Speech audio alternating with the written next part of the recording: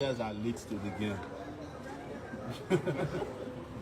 I was the first person who came out of a meeting with him and told Nigerians that the man is even going to be worse than the last one, based on my perception of him sitting up there. But the INEC chairman is not the only person who is in the APC. All the INEC commissioners are APC members, federal commissioners. Most of the INEC what they call state electoral commissioners are APC members. Go and check. Most of the judges in the Supreme Court are APC members. So if you want to clean the audience table, let it be at once. Don't pick and choose. Yes, you know, this idea of who do you expect Tinubu to appoint as INEC chairman? His enemy. He's going to appoint his friend now. And I said upstairs, the people who are asking Tinubu to remove Amokwitan are proposing their own candidate to replace him so that that person too can favor them. That's confusion. The solution is to have a system in place where the INEC chairman is not appointed by the president who is contesting in an election. Maybe what we should do is to say, look, there must be a body in this country that looks for a credible person, and the person is scrutinized by the public. There's a public hearing about them for weeks, like they do in the US. You want to become a Supreme Court judge in the US, they will scrutinize you from secondary school, primary school, all your girlfriends that you have forgotten, they will come out and tell the story about you. Then the parliament can then decide, and then there will be judicial scrutiny. But this one, they will just say, oh, he has gone for scrutiny at the DSS. The who appointed the DSS person who is scrutinized is not the same Tinubu. They're all together. So don't let us be confused and waste our time on what I call inanities. He was going to appoint the person who will favor him. And as I stated, and I'll say it again, Tinubu can never organize a free and fair election. It's not possible. He has never done it before, and he will not do it now. It's not in his character. It's fair. Yes, somebody whose name is not his name, whose secondary school that he went to was established after he graduated from there. You know, the daughter is almost his age. You know, so his elder brother, who died, I think 2 years ago, was 93 years old. But he didn't attend his burial because he didn't want people to know that that's his elder brother. So are you in support of additional state creation? What are you going to do with the ones that are here now? You have 36 states that, you know, they are technically insolvent. They are all bankrupt. They want to create states just to appeal to the sentiments of Nigerians. Why don't we make, you know, that's the confusion about the political class. One of them will say, let's go back to region. Then the other ones will create more states. You know, there will be one section will be asking for regionalization, or what do they call restructuring. The next day they say go and create more states. They don't even know what they want. And that is why we never participate in this bandwagon conversation. Because Network wants to become the governor of the state so that he can loot that state and arrest everybody there and keep them in Abuja. Why he himself, maybe he's looking for another underage wife. You know? Yes. Okay, so lastly, there was something some people actually said on social media I just wanted to react to. Yeah. That why is it that you are always on the side of probably criminals who actually have committed an offense and you are insisting that they should be freed?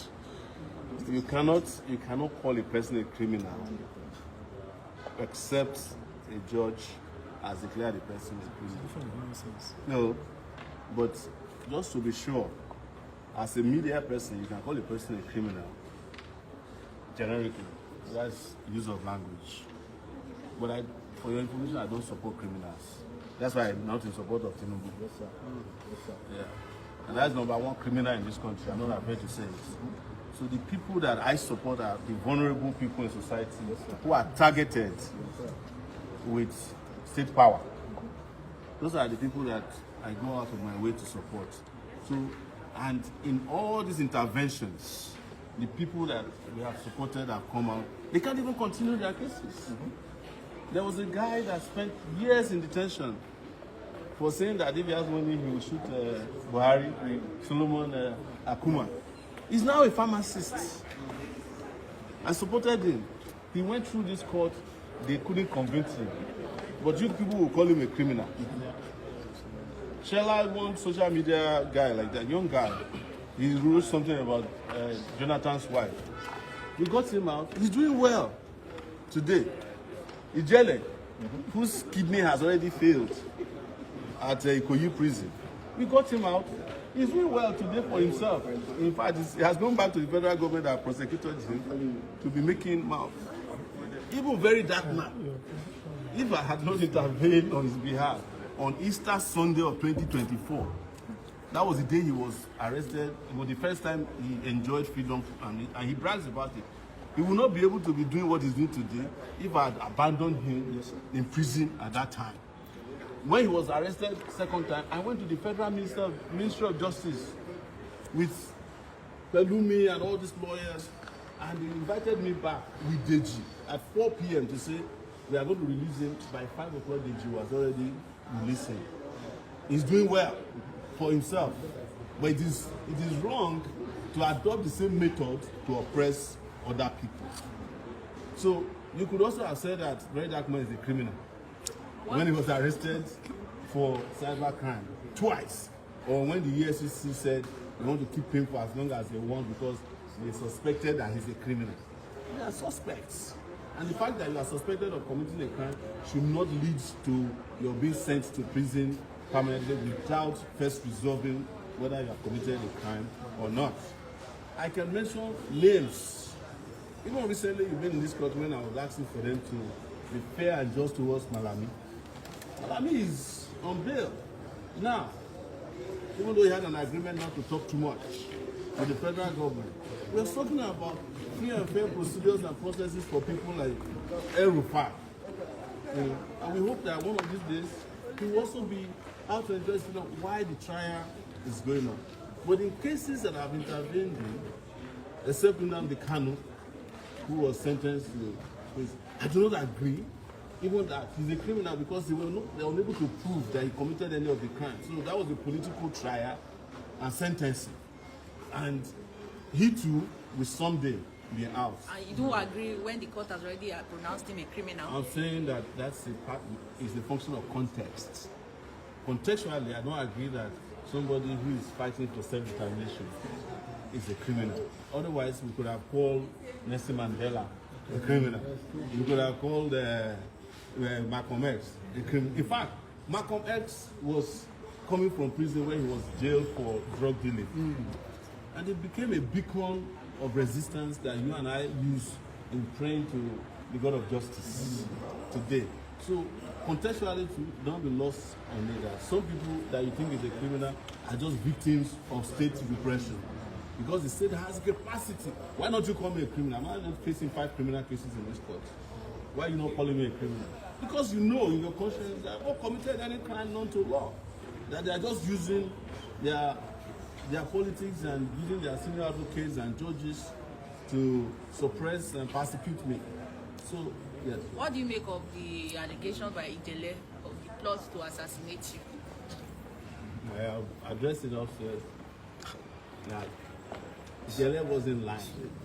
The person who sent Ijele has confessed to me and Deji that they actually under Buhari plotted to kill me. It's not even secret. They brought someone with a dagger in front of the DSS to stab me at the Federal High Court here. I was attacked right here. I was attacked 3 times. There was a time they threw a rock into my car. So it's public knowledge that the Buhari regime had people who were sent. But until the JLS said it, maybe most of you did not know. And the reason I'm not wasting my time on it is that I know they have other plots. It's just that one that has come to light. Even as I'm speaking with you now, they have plots. The people, they are at the gates there when we came in fighting us for no reason. So they are always plotting. And I don't know how, part of why they make these things open and transparent to you is because they want you to come and beg them for police protection. But I cannot go and ask for police protection from the people who want to kill me. They are the ones plotting it. It was brought to my attention today that the IGP met with some people on how to do something against me.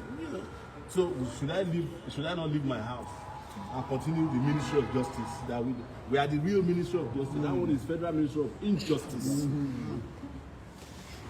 So there's nothing to Ijele's case. But as I always say, when it comes to Ijele, we did the part that we had to do. And he's a free man today. And maybe by accident, you know, knowing that, because he also said it, that when it comes to real activism, these are the people that do it. Maybe that's the reason why, maybe he's converted, but he still hasn't received salvation yet. Yeah. He's still doubting. Thank you so much.